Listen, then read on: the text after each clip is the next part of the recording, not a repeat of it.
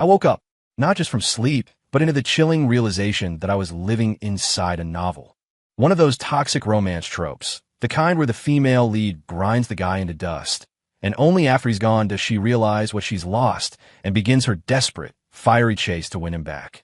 And I was the guy, the schmuck. As Isabel Sinclair's contract husband, I was nothing more than a prop, a human shield to fend off her family's nagging about marriage. She was a CEO, a goddess of industry, and I was her employee. So, the moment I heard her one that got away, her old college flame, was coming back to the States, I didn't hesitate. I started packing. Screw this godforsaken plot. Let some other masochist take the fall. I'm not built for that kind of pain. But something was off. The old flame's flight from London, which was supposed to land at SeaTac, got mysteriously rerouted to a scam compound in Southeast Asia. Then there was a scheming little assistant who was supposed to show up, cry on cue, and make my life a living hell. Before he could even submit his resume, he was shipped off to a cobalt mine in the Congo. And Isabel, the way she looked at me was getting weirder, softer, hungrier. It all came to a head after I made my grand escape. I woke up not in a hostel in Prague, but tied to a familiar bed. A pair of crimson eyes stared at me from the darkness, and a voice I knew all too well licked its lips. Have a safe trip, Ms. Sinclair. I'd chirped earlier that day, waving a little handkerchief like a character in an old movie as Isabel prepared to get in her chauffeured sedan. Gosh, I feel awful, I'd said, clutching my stomach. If I wasn't so under the weather, I'd never let you go to this meeting alone. I was really looking forward to it, you know? A real chance to learn from a master. What a shame. My performance was worthy of an Oscar. Isabel paused, her hand on the car door. She turned, a slow, deliberate smile spreading across her face. In that case, get in. We have a doctor on call with the team. My own smile froze, cracking at the edges. My mind raced. I coughed, a deep, rattling sound I summoned from my diaphragm. I forced my face red, veins popping on my forehead. Cough, cough. Boss, cough. You're right. I can push through. I can do it. I gasped, looking like a man on the verge of patriotic death. She watched my theatrics for a moment, then sighed, waving a dismissive hand. Forget it. Just stay here and rest. She slid into the car, and it sped away. The second the car was out of sight, I sprinted back into the mansion. I grabbed the go bag I'd hidden in the back of my closet, did a final check, and bolted. A lift I'd scheduled under a fake name an hour earlier pulled up to the curb. Airport. Step on it, I told the driver. As the car sped off, I watched Isabel's sprawling villa shrink in the rearview mirror, but my heart was still pounding in my chest. This wasn't over yet. I stared at my phone, waiting for the inevitable text, the angry call. Nothing. By the time we pulled up to departures, my screen was still dark. I let out a small breath of relief. I got out, found a quiet corner, and stomped on my old phone until the screen shattered. For good measure, I dropped the pieces into a bottle of water before tossing in the trash. I pulled out a brand new burner phone, slipped in a new SIM card, and walked toward security. It wasn't until the plane was airborne, piercing through the clouds, that I finally, truly relaxed. You're probably wondering why I do all this. Why would I run away from being the contract husband to Isabel Sinclair, giving up a cool 10 grand a month tax-free? Was I crazy? No, there was a very, very good reason. And it all started the day we first met. It was a beautiful day, sunny and warm. I'd just gotten off a long bus ride back to my hometown and, desperate, found a secluded patch of woods to relieve myself. Just as I was in the middle of a blissful stream, a voice cut through the quiet. Excuse me, do you know if Havenwood is nearby? I jumped, the stream cutting off instantly. Before I could even zip up, I spun around and saw her, a woman in a simple white dress, exuding an aura of quiet elegance. Her eyes, however, were fixed directly on my equipment. A small, knowing smile played on her lips. A hot flush of embarrassment crawled up my neck. This woman was a total weirdo. I quickly tucked myself away, but of course I didn't say that out loud. I cleared my throat, trying to project an air of nonchalant confidence. Yeah, just keep heading that way for another 5 miles or so. She glanced in the direction I pointed, a thoughtful expression on her face, before giving a helpless little laugh. I'm sorry, but would you mind giving me a ride? I can't seem to get a signal out here. I stared at her, my first instinct to say no. Sure, she was gorgeous, and yeah, I was heading to Havenwood anyway. But she was a stranger. I had to be cautious. I'll give you $2,000. Deal. To hell with caution. The moment the money hit my Venmo, I was grinning so wide my face hurt. The woman smiled, extending a delicate hand. My name is Isabel Sinclair. She was the boss now, so I had to be respectful. I raised my own hand, then remembered it's recent. Activity. I wiped it frantically on my jeans. As I hesitated, she simply reached out and took it, her grip firm and warm. I looked at her, surprised. She was still smiling, not a hint of disgust on her face. Fine. No point in being weird about it. Liam Carter. Are you from Havenwood, Liam? Isabel asked from the driver's seat of her sleek Tesla, occasionally glancing over at me. I nodded. Born and raised. What brings you back this time? I watched the familiar scenery roll by. My parents called, said they had something important to tell me in person. I see. She murmured. What about you? I asked, just to make conversation. Isabel let out a soft laugh, her eyes meeting mine in the rearview mirror. Me? I'm here to find someone. Find someone, I said, my curiosity piqued. Coming all the way out here. Must be someone pretty important to you. She smiled, a strange, distant look in her eyes. He is the most important person in the world. You could say it a love that spans more than one lifetime. Wow, heavy. We pulled into Havenwood's Main Street. I was about to thank her and get out, but she insisted on driving me all the way home. Aren't you in a hurry to find your guy? I asked. She just smiled. No hurry at all. I didn't argue. When we got to my parents' small house, I knocked on the door. No answer. That's weird. Are they not home? I pulled out my phone and called my dad. Hey, Dad, where are you and Mom? I asked. The line was noisy, full of chatter and strange music. A moment later, the background noise faded as he must have moved somewhere quieter. Son, there's something I need to tell you. Hearing that hesitation in his voice put me on edge. You see, before he could finish, my mom snatched the phone. Liam, honey, your father and I are on a cruise in the Caribbean.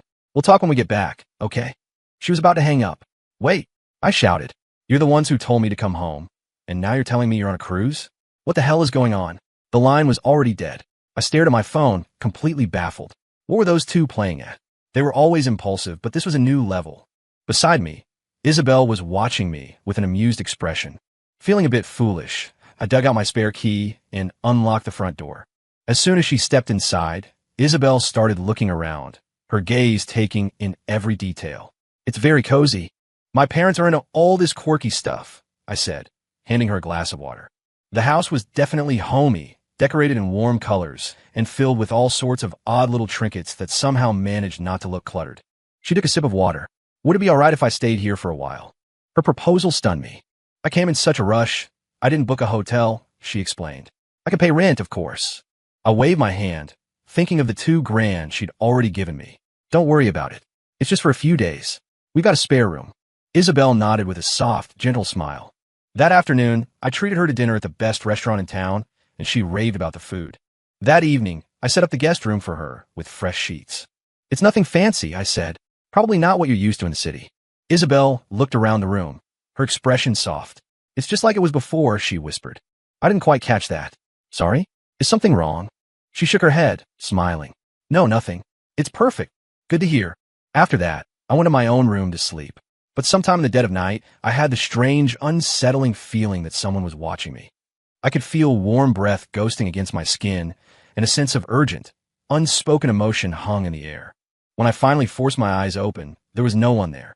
Weird, I thought. Am I being haunted? When I woke up and walked out of my room the next morning, Isabel was already sitting at the kitchen table, elegantly eating breakfast. She saw me and waved with a smile. Morning. Help yourself. I walked over and saw a spread of cinnamon raisin bagels, cream cheese, and a fresh pot of coffee. They were all my favorites. I grabbed a bagel, slathered it with scallion cream cheese, and took a bite. It was perfect. Wow, I said, joking. We must have the same taste. Even the cream cheese. Isabel just smiled faintly. Is that so? How wonderful. It seems we have a lot in common. I just laughed it off. After breakfast, I took her on a tour of Havenwood. It was a historic town that had leaned into tourism in recent years, with plenty of scenic spots and attractions.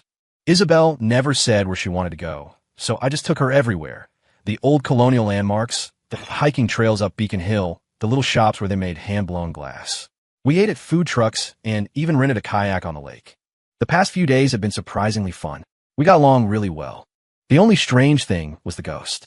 I kept feeling that weird stare during the day, and at night, the feeling of being watched returned. I always woke up with a sore back. I was definitely haunted, but my time was limited. I was a recent grad and needed to start my job hunt. Well, I guess this is me, I told Isabel, explaining the situation. She just smiled and nodded. Just as I was about to head to the bus station, my phone rang. I looked at the caller ID and scowled. Dad, you finally decided to call me back? I've been trying them for days with no luck. He laughed awkwardly on the other end. Then Mom's voice cut in. Liam, honey, we forgot to tell you something. What is it? She sounded almost embarrassed, but then let out a big laugh. We found you a wife. Isn't that great?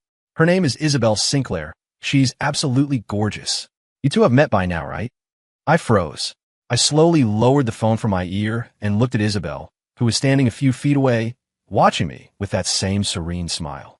I walked away, lowering my voice to a harsh whisper. What are you talking about? What wife? Oh, it's simple, really, Mom said breezily. We sold you to Miss Sinclair. What? For $250,000. That's not the point. Click. She hung up. I gritted my teeth. The least they could do was give me a cut. I put my phone away and took a deep breath, turning back to face Isabel. She was suddenly right in front of me, her face inches from mine. It made me jump. So, she said, her voice a low purr. Did you hear the good news? Honey. That one word, honey, sent a shiver down my spine. Is there a return policy? I asked, forcing a pained grin. Isabel's smile never wavered, but something cold in her eyes made my blood run cold. The penalty for breaking the contract is $2 million. Okay, honey, sounds good to me. And just like that, I was sold off by my own parents for $250,000. In reality, I became Isabel Sinclair's contract husband for a term of 3 years. During that time, I would also act as her personal assistant, earning a cool $10,000 a month. All things considered, it was a ridiculously good deal. Isabel, however, moved at lightning speed. The moment we got back to Seattle, she had me drive straight to City Hall. Before I could fully process what was happening, we were signing papers and walking out with a marriage certificate. Staring at the crisp, official document in my hand, my head started to feel fuzzy, like someone had whacked me with a 2x4. A dull buzzing filled my ears. When the world came back into focus, one thought hit me with the force of a freight train. I don't belong here. Not in the I'm from small town sense, but in the I'm not from this universe sense. My previous life had ended in the classic, cliché way, a collision with a large truck. But the worst part wasn't the transmigration. It was that I hadn't landed in some cool fantasy world or a cyberpunk dystopia. No, I was stuck in a goddamn toxic romance novel. Even then, based on my extensive experience reading web novels, I knew there was a chance I'd landed in a decent version of the trope. The kind where the CEO's old flame comes back. She hurts me. I divorce her, find a wonderful girl who truly loves me, and my ex-wife is left to watch in bitter regret, crying her eyes out. I could live with that. But after a few days of carefully analyzing my new reality and sorting through the fragmented memories in my head, I realized the horrifying truth. Damn it, I was in the other kind. The kind where the male lead is a spineless doormat who gets relentlessly abused, emotionally tormented, and physically harmed until he's on his deathbed, only then whispering, I don't love you anymore, before kicking the bucket. And the author of this trash described the torture in excruciating detail, just to make sure the reader felt every ounce of misery. And the original guy in this story was an idiot, a stubborn, lovesick fool who refused to leave. Dude, it's a contract. She pays you, you do your job. How do you fall in love? He was the type of guy who develops a crush on his drill sergeant, his driving instructor, his barber. Pathetic. I sighed. Damn it all. Why couldn't I have woken up sooner? My sigh caught Isabel's attention. What's wrong? Are you not feeling well? I looked at her. Beautiful, elegant, with a body that could make angels weep. It was hard to believe this woman would turn into such a monster. Nothing, I said, forcing a smile. Just a little overwhelmed. I can't believe I got married so fast. You'll get used to it, she replied with a placid smile. Get in the car. Let's go home. My mind blanked. Home? Isabel raised an eyebrow. Yes. We're married now, aren't we? Shouldn't we go home? All right. Home, I stammered, getting into the driver's seat.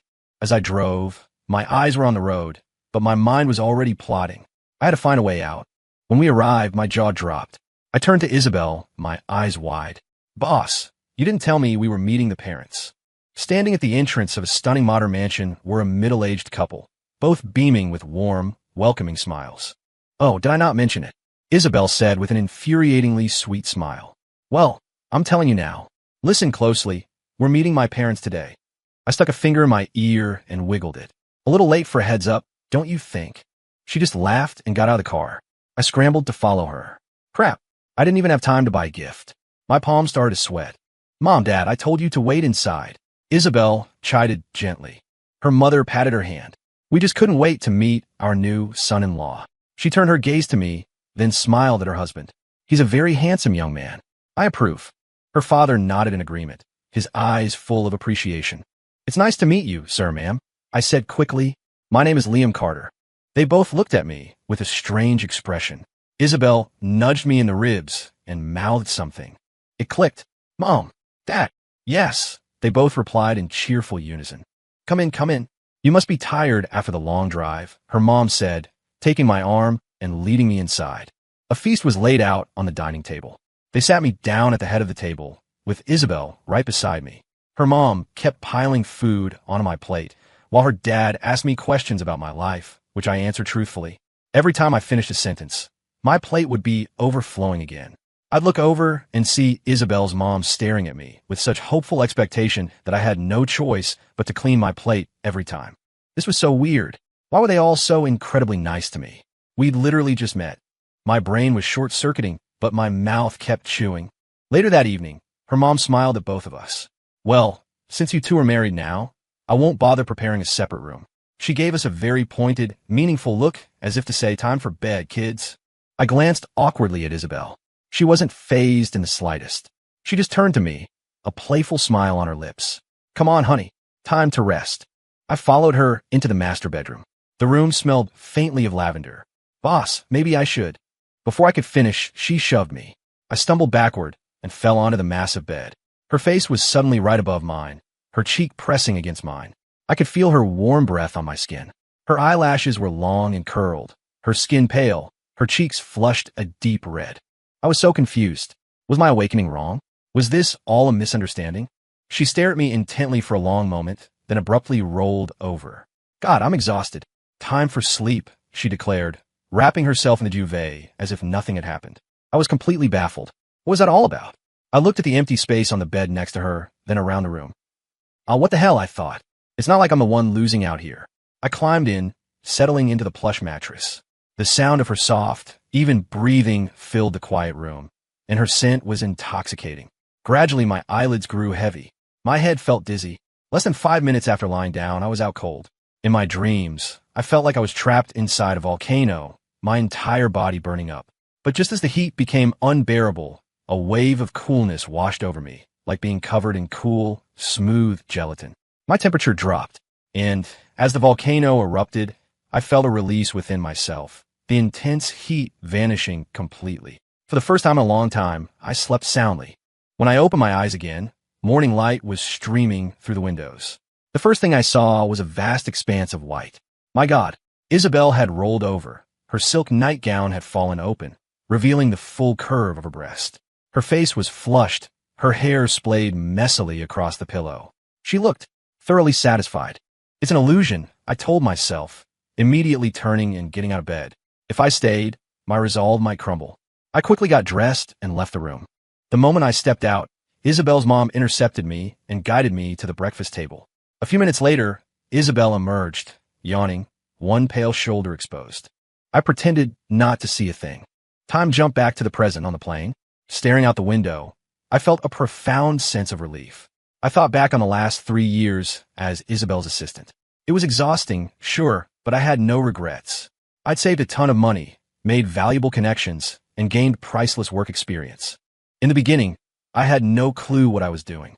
Luckily, Isabel was patient, giving me plenty of time to learn. I didn't want to squander the opportunity, so I studied relentlessly, asking for advice, listening to feedback, and double-checking every single task. I learned fast, graduating from small projects to managing major accounts. In 3 years, I had earned the respect of my colleagues. But I also noticed something. Isabel was a master of slacking off. She'd constantly use site inspections as an excuse to drag me on vacations, or to amusement parks, bakeries, and arcades. We must have visited nearly every major tourist spot in the country. That woman seriously hampered my work efficiency. Like right now. Isabel said, holding a forkful of cheesecake to my lips. I opened my mouth and ate it. A happy smile blossomed on her face. I constantly had to remind myself, do not be fooled. She might seem kind and warm now, but the moment her old flame returned, she dropped me like a hot rock and run straight into his arms. Her true, cruel nature would emerge, and she'd torture me just to please him. With that thought in mind, I opened my mouth for the next piece of cake she offered. And this was good. I'd worry about the future later. Okay, your turn, she said, setting down her fork and parting her lips slightly. I sighed, picked up my own fork, and fed her a bite. She ate it with a look of pure bliss. From the outside, we didn't look like a couple in a contract marriage. We looked like a real, disgustingly happy couple. Could she really change that fast? I wondered, then mentally slapped myself. Damn it, Liam. Don't you dare hesitate. Isabel leaned in, her face etched with concern. What's wrong? Why did you hit yourself? Oh, there was a mosquito, I lied. She looked at me thoughtfully. What she did next caught me completely off guard. She leaned in and pressed her lips to my cheek. I felt a cool, wet sensation like she'd licked me. Stunned, I stared at her as she pulled back, touched her own lips, and smiled. There. The mosquito left a big bump. It won't itch anymore, right? That wasn't a mosquito bite. I swallowed hard. Damn it. I was really starting to lose my composure. This wasn't the first time either. Thinking back, Isabel hadn't always been this way. At first, she maintained a professional distance. We ate, slept, and worked like colleagues. But then bit by bit, she started testing my boundaries. It started with sharing food at restaurants. Oh, your pasta looks so good, she'd say, but I feel wasteful ordering a whole new plate I can't finish. Her wide, pleading eyes were a clear signal. I'm going to eat off your plate. Then it was accidentally drinking from my cup. Oops, sorry, I didn't notice. You don't mind, do you? Then she somehow injured her hand, which meant I had to feed her for a week. I'm so sorry to trouble you like this, she'd say, happily accepting every bite without a hint of actual apology. It even extended to bath time. I can't reach my back to lather up, she'd call from the shower. Can you help me? My God, I was a gentleman. How could I possibly engage in such an act? Is this pressure okay? I'd ask, scrubbing her back professionally. Her face would be bright red as she mumbled, Yes, that's very nice.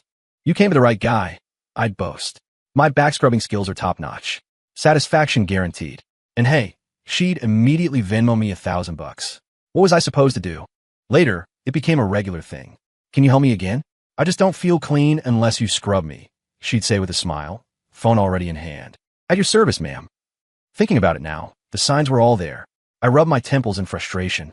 After a long day of shopping for jewelry and gifts, followed by a trip to the amusement park, we returned home, loaded down with bags. Isabel had a thing for red wine, and I was exhausted, so I went to bed early. But I hadn't been asleep for long when I felt a warm body press up against me. I turned my head and saw Isabel, her face less than a foot from mine. She was fast asleep. I sighed. Here we go again. It had started innocently enough. One night, she claimed she got up to use the bathroom and walked into the wrong room. Another time she was drunk and crawled into my bed. Then there was the thunderstorm that made her too scared to sleep alone. Seriously, what man could resist this? But I wasn't just any man. And if I gave in now, I'd be a dead man walking when her old flame came back. I carefully lifted Isabel and carried her toward her bedroom. As I did, she instinctively wrapped her arms around my neck.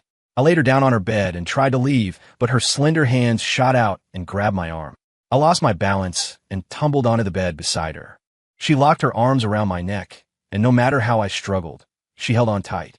Defeated, I let her pin my head against her chest. I had to admit, it was very soft. After a while, her breathing evened out.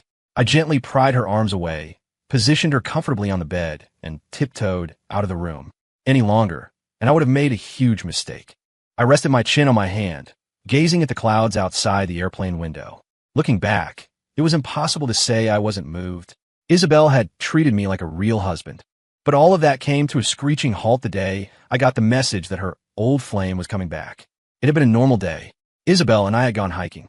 On the way down, she got reckless, tried to leap down several steps at once, and inevitably twisted her ankle, which, of course, was miserable for me. I had to carry her all the way back down the mountain. A light, misty rain had started to fall, which was actually quite refreshing. We finally made it to the parking lot, and I drove her to an urgent care clinic. While we were in the waiting room, I got the text. Ever since I'd awakened, I'd paid a private investigator to keep tabs on the old flame's movements. Seeing the message that he was finally on his way back sent a cold dread through me. I quickly opened my banking app and looked at my balance. The number calmed my nerves.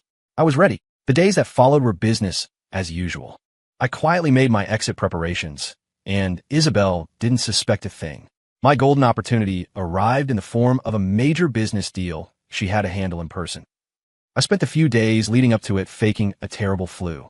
The performance I gave made her insist I stay home while she took another team to the meeting. And I, the genius, took my chance and ran. Thinking about it now, a wave of drowsiness washed over me. I leaned back in my seat and slowly drifted off to sleep. When I woke up, my new life would begin. The months I spent abroad were a blur of constant motion. I saw the geysers and northern lights in Iceland. I toured the Sydney Opera House and Darling Harbour in Australia. I hiked Mount Eden in New Zealand and visited Hans Christian Andersen's hometown in Denmark. I explored Singapore's Chinatown and walked through Sensoji Temple and Akihabara in Tokyo. I never stayed in one place for long. I was sitting in a maid cafe in Tokyo, taking a bite of omurice, while scrolling through the latest report from my PI. I sprayed a mouthful of rice across the table. What the hell? According to the report, the so-called Old Flame had barely stepped off his plane before he was bundled onto a connecting flight to Southeast Asia. By now, he was either working in a scam call center or his organs were scattered across the globe. I opened another message. The plot was even more ridiculous than I thought. It turned out there wasn't just an old flame. There was also a manipulative, two-faced assistant. According to the original story, this guy was supposed to show up in my second year and start a whole new wave of drama. Back then, I'd had my PI look for him, but he found nothing. Now, seeing the attached photo, my jaw hit the floor. This couldn't be the same guy. The picture showed a gaunt, dark-skinned man, all skin and bones, swinging a pickaxe in a vast, desolate quarry. My God, the plot hadn't even started, and this guy had already been trafficked to a mine in Africa. I threw my head back and groaned. How did the story get so screwed up? Master, would you like to take a picture with me? A sweet voice chirped beside me. I looked up at the maid who had spoken. Sure, I'd love to. My smile froze on my face. Isabel. Well, fancy meeting you here, boss. I stammered, scrambling to my feet and gathering my things. I was just leaving, so I'll get out of your hair. I tried to make a run for it, but my legs felt like jelly. I stumbled and fell backward into a soft, familiar embrace. When I came to, I was in a room that smelled of lavender. This is Isabel's room. Panic surged through me. I tried to sit up, but my arms and legs were bound. I couldn't move. A familiar scent filled the air, and my vision was suddenly obscured by something soft and warm. I heard Isabel's voice, but it sounded strange, distorted. Ah, I can finally get close to you again. Big brother. Big brother? I was totally lost. Was this some new, weird kink of hers? My vision cleared, and I saw her. Her eyes had a manic, unhealthy glint. She ran a finger along her lips, a slow, deliberate lick. The punishment wasn't enough, she purred. She crawled onto the bed, moving over me until she was looming above my head. Then, a swatch of fabric covered my eyes. And then, holy crap, you're a psycho. Even through the fabric, the friction was suffocating. But she wasn't satisfied. She moved down my body. Still not enough. I have to properly punish my naughty, disobedient boy, she whispered. And then she began. You have to hold it in, you hear me? Not until I say so. A long time later, we were both spent. You win. You're insane. As my mind cleared from the haze, it rebooted with terrifying speed. This feeling, it was so familiar. Back in my original world, I looked at Isabel in horror. She tilted her head, licking a drop of what looked like milk from the corner of her mouth. She smiled. You finally remember who I am. In that instant, all the pieces clicked into place. Why she'd been so good to me. Why her parents had welcomed me with open arms. Why her old flame and the assistant had met such gruesome fates. It was because Isabel was a transmigrate too. In my original world, my life was complicated. My parents were migrant workers, so from a young age, I was a left-behind child, raised by my grandfather. They came home once a year, but when I was 10, they came back for the summer and didn't come alone. They brought a little girl with them. This is your little sister, my father said. I didn't see a sister. All I saw was a stranger. My parents announced they weren't leaving again. They found jobs at a local factory, so they could be there to watch us grow up. I didn't object. I was never angry with them. I remembered when I was very little, before they left, how they doted on me. Dad would make me wooden swords and toy guns, and take me down to the river to catch fish. Mom would cook my favorite foods and hold me while she told me stories. Even after they left, they'd always bring back presents and spend the holidays playing with me. I was never lonely. I had my grandpa and my friends. Life was good, but this new sister threatened to disrupt my perfect world. She was tiny, hiding behind my mother, peeking out at me with timid eyes. My father told me that as the big brother, it was my job to take care of her. I didn't agree, but I didn't refuse either. From then on, when our parents were at work, I'd walk to school, and she would trail a few feet behind me, her little backpack bouncing. She probably didn't like this strange new brother any more than I liked her. We were like roommates. We did our own things, never interfering with each other. Sometimes my parents would force me to take her out to play, and she'd just follow me at a distance, sitting quietly under a tree with a sketchbook while the rest of us ran around. Her kindergarten was right across the street from my elementary school. When we got there, I pointed. "You go there. I go here." She nodded meekly. But as I walked through the school gates, I glanced back and saw her still standing there, lost and alone. I sighed. Worried my parents would yell at me, I walked back. "Fine, I'll take you." I started walking, and she stuck close to my side like a lost fawn. I brought her to her classroom and spoke to the teacher. "Hello there." The teacher said kindly to my sister, "What's your name?" She just stared, too shy to speak. I sighed and answered for her. When it was all settled, I turned to leave, but I felt a tug on my sleeve. Her eyes were wide with panic, silently begging me not to go. Looking at that tiny, terrified face, I couldn't bring myself to leave her. I ended up missing a whole morning of classes, spending it with her in the kindergarten playroom instead. When school let out, I found her huddled in a corner by the gate, her eyes fixed on the entrance. The moment she saw me, her face lit up with a brilliant smile. I sighed again, but a part of me felt warm. She ran over and grabbed the hem of my shirt. We walked home together. "I got in so much trouble because of you," I grumbled. She just tilted her head, not understanding. That night, my dad spanked me. It stung like crazy. My sister stood in front of me, trying to shield me, and finally, the truth came out. "Brother," she asked later, "why didn't you tell them it was because you were staying with me?" I looked at her innocent, curious eyes and ruffled her hair. "Because I wanted to play, too." She giggled. "Brother, you're naughty." I just grinned. After that, things changed. She went from being a shy shadow to a cheerful little girl who would grab my hand and proudly introduce me to her friends. Every day after school, she'd be waiting for me at the gate, beaming. But even then, I still didn't quite understand what having a sister really meant. Boys like to run wild. Being tasked with looking after my little sister seriously cramped my style. It was a huge pain. I didn't mind bringing her along, but she was small and couldn't keep up. Besides, all the other boys were in that girls have cooties phase. Every time I showed up with her, they'd chant, "Liam's got a girlfriend. Liam loves his sister." I didn't care. I wasn't doing it because I wanted to. I was doing it so my dad wouldn't yell at me. My sister would just watch us play from a distance, a shy smile on her face. One day we were playing hide and seek. The sky was dark and overcast. It was my turn to be it. I found everyone pretty quickly, one by one, but I couldn't find my sister. The rain started to fall, getting heavier by the minute. I figured she would have been smart enough to go home on her own, so I ran home. When I walked in alone, my grandpa looked at me, puzzled. "Where's your sister?" It was only then that I realized she hadn't come back. Outside, a storm was raging. Thunder cracked, and lightning lit up the sky. Grandpa grabbed a raincoat and rushed out to look for her. I stood frozen in the living room. On the TV, a news report was talking about a child who had died in an accident. My heart sank. I bolted out into the rain. I searched everywhere, backtracking to all the places we had played, but I couldn't find her. I was soaked to the bone, my knees were scraped and bleeding from falling, and my clothes were caked in mud. I knew I'd get an earful from my parents when they got home, but I didn't care. All I felt was a rising tide of panic. Then, from a thick bush, I heard her voice. She was crouched inside, holding a large leaf over her head like an umbrella. When she saw me, her eyes lit up. "Brother, you found me." At that moment, tears streamed down my face, mixing with the rain. She just stared at me, confused. That day, I carried her home on my back. "Brother, Mom will be mad if you get her clothes dirty," she whispered. "Let her be mad." She hugged me tighter, smearing mud all over my back. "Then I'll get dirty with you." After that day, everything changed. I finally understood. This tiny person wasn't a burden. She was my sister, someone I was meant to protect, someone connected to me by blood, someone I was terrified of losing. Soon, she started elementary school with me. We didn't have to part ways at the gate anymore. We walked through it together, hand in hand. And I didn't care one bit what my friends said. She was my sister. I was supposed to love her. As we got older, the schoolwork got harder. My sister, Chloe, just didn't seem to have a knack for academics. She failed almost every test. My parents were worried, so I started tutoring her. But no matter how hard we tried, it was like pouring water into a sieve.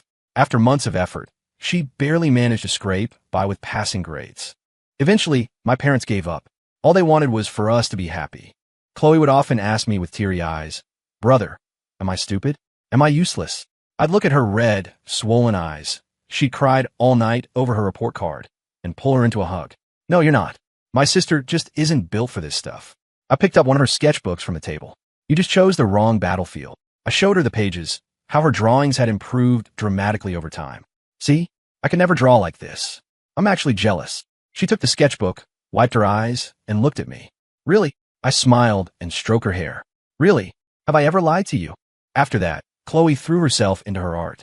My father would watch her, a cigarette dangling from his lips, a look of pride mixed with sorrow on his face. If she really wants to pursue this path, he sighed one night, it's going to cost a lot of money. I was terrified he was going to make her stop, but he didn't. The next day, he and my mother left. They were going back to their long-distance jobs. The next time they came home, it was in 2 small gray boxes. My father had died in an accident at a construction site. My mother, rushing to the hospital after hearing the news, was killed in a car crash. A friend of my father's from our hometown brought back their ashes, their belongings, and the compensation money. On that day, Chloe and I became orphans.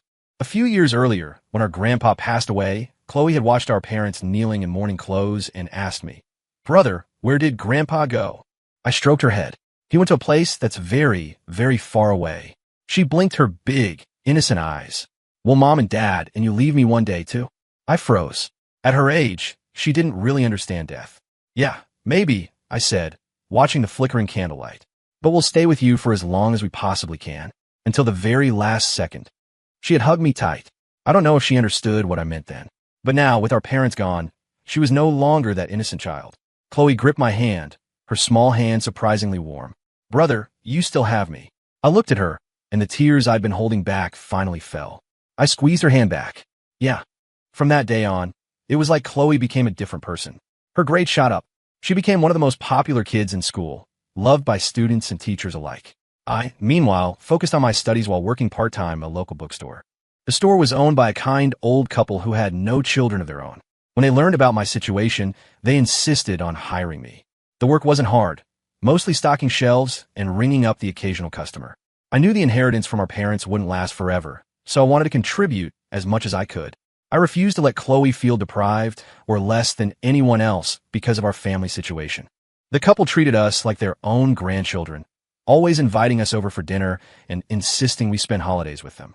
Every payday, they'd secretly slip a few extra bills into my envelope. They were good people, our saviors.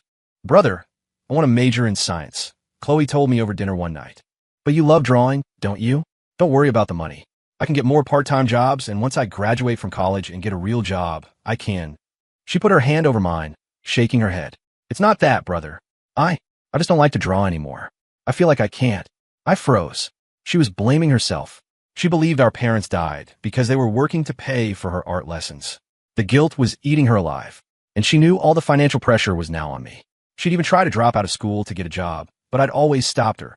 "Don't you underestimate your big brother," I'd told her. "I've got this." "Now," she continued, "majoring in science is better.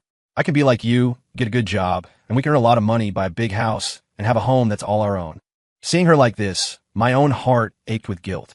It was all because I wasn't strong enough. I considered dropping out of high school to work full-time, but she'd stopped me. "You have to at least finish college, brother," she'd pleaded, using my own logic against me. "If you drop out, I'll drop out too." That night, we just held each other. After dinner, Chloe and I did the dishes. I washed, she dried. Then we cleaned the table, did the laundry, and tidied up the house. We moved together with the easy synchronicity of a couple who'd been married for years. Then I headed to the bookstore. The old couple had passed away, leaving the store to me in their will. But these days, nobody read physical books anymore. One by one, the other bookstores in town had closed down. I'd be lucky if a handful of people came in all day. I felt like I was failing them. Eventually, after I started college and got a job, I had to close the store for good. I landed a decent job at a tech company. Our lives started to improve. It felt like things were finally looking up. Chloe excelled in college, more brilliant than ever. She was beautiful, smart, and well-liked, constantly winning awards and showing them off to me. I'd use my bonus to take her out for a fancy, celebratory dinner, trying to make up for all the hard years. After graduating, she went on to get her master's and then her Ph.D., landing a position at a huge corporation. Her salary quickly surpassed mine, but it never bothered me. She was my sister, the only family I had left. She was still the same Chloe, always clinging to me, sneaking into my bed at night, and playfully shaking me awake in the morning. She'd even walk into the bathroom while I was showering without a second thought. "When are you going to find me a brother-in-law?" I'd tease. Her smile would falter for a split second before she'd shoot back. "Only after you find me a sister-in-law." We'd end up wrestling on the couch like kids. I thought it was just because we were so close, because we had only ever had each other. Until I found the notebook. It was hidden in the back of a closet, tucked away with our old photo albums. When I opened it, my blood ran cold. Page after page was filled with pictures of me. Me eating, me sleeping, me playing basketball. And on photos of any female classmates I'd ever been friendly with, there were angry red X's drawn over their faces. Scribbled across several pages in that same red ink were terrifying, possessive words. From that day on, I started to pull away. I told myself it was just a phase, a twisted coping mechanism from the trauma of losing our parents. I thought she was just afraid of being abandoned again. I was wrong. So wrong. When I woke up, I was tied to my bed. She walked in, her face a mask of sorrow, asking me what she'd done wrong, why I hated her so much. I tried to explain, but she wouldn't listen. My world became that room. She fed me every meal, spoon by spoonful. The pain in my heart was unbearable. This was all my fault. I hadn't taken care of her properly. This was my punishment. Eventually, I just stopped fighting. I complied with her every demand. It made her happy. She would prepare elaborate meals, and we'd cuddle on the bed and watch movies. All the while, my own plan was slowly taking shape. One day, she dropped a plate. As she frantically cleaned up the broken pieces, I managed to palm a sharp shard of ceramic. That night, I worked at the ropes. It was a clear, sunny day. Chloe was sleeping soundly beside me. I finally cut myself free. I looked at her sleeping face and left a note on the nightstand. We both need some time to cool off. Don't look for me. I ran out of the house, gulping in the fresh, free air. But she woke up faster than I could have imagined. Brother, are you leaving me too? She stood in the doorway, her expression twisted with a desperate, manic energy. No, that's not it. I pleaded. This isn't right. We can't be like this. You promised, she shrieked, her voice cracking. You said you would stay with me until the very end. You're a liar. She ran toward me, holding a pair of handcuffs and a taser. I won't let you get away this time. Her crimson eyes terrified me. I turned and ran. I ran for what felt like miles, but she was always right behind me, an inescapable shadow. I saw a busy intersection ahead. The light was about to turn red. I sprinted across just as the cars started to move. She wouldn't be able to follow now, but she did. She ran straight into the churning traffic. My heart stopped. I instinctively started moving back toward her. She was wild, completely ignoring her own safety. Chloe, no. I shoved her out of the way. The last thing I felt was a crushing impact, and then I was flying. My vision blurred. I saw the panicked face of the driver, heard the blare of a dozen horns.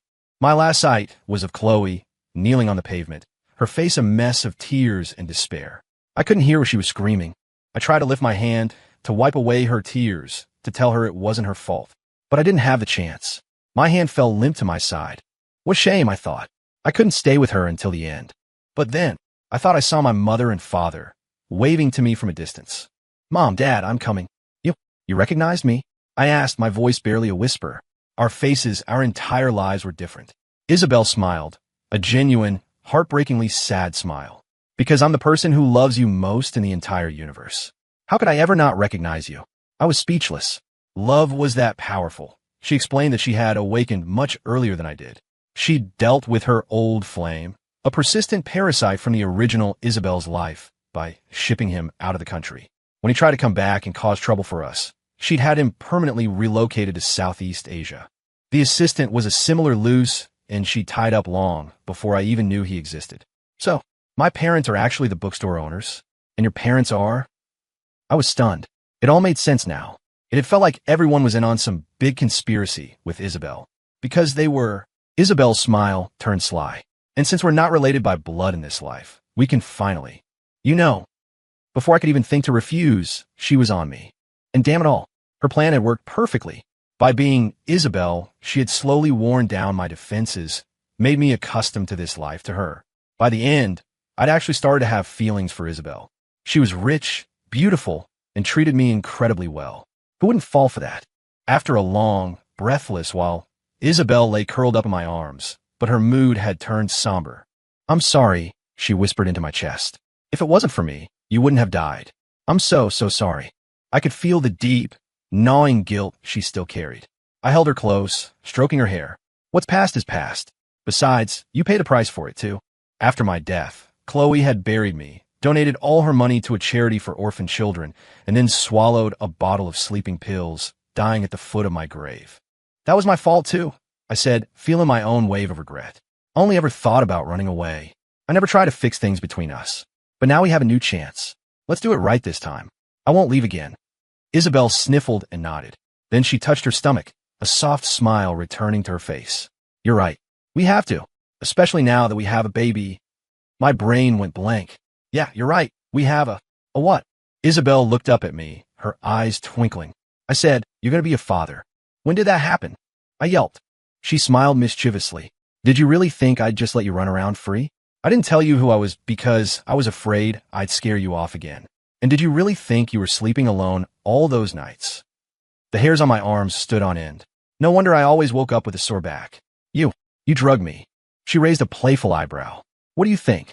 So, those few months I was traveling, the backaches then were...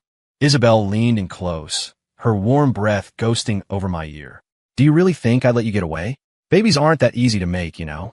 I had to work very, very hard. Her eyes, which I now saw were Chloe's eyes, flashed with that familiar crimson possessiveness. Everything had been under her control from the very beginning. With a baby, she whispered, her voice a velvet trap. You can never, ever run away from me again. Honey, let's go for another round.